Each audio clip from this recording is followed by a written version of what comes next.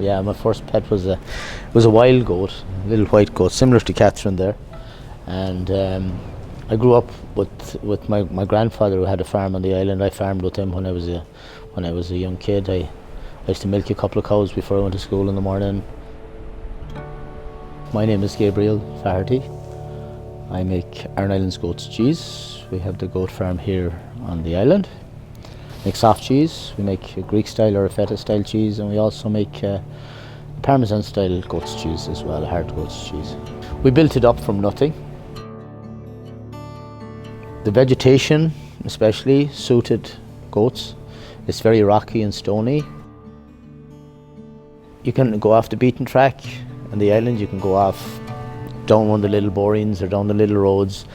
Peace and tranquility. If you go up to the cliff side of the island and you just walk out towards the cliff or walk along the cliff there, it's really, really peaceful. It's no noise, only the seagulls. It's really cool out there actually. So it's a good place to live.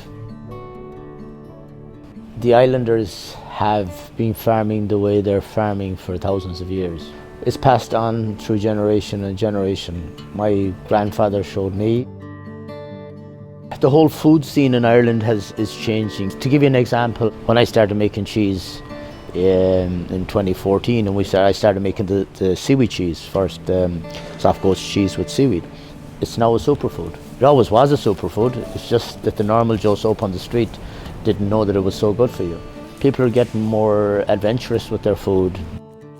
One of the best days that we had actually was the day we launched the Economuse, the visitor centre in the front, because that was the dream I had from the start, was to, okay, make the cheese, have the goats, but to have the visitor centre there that we could share it with people, that they could come up and they could actually see that it is from farm to fork.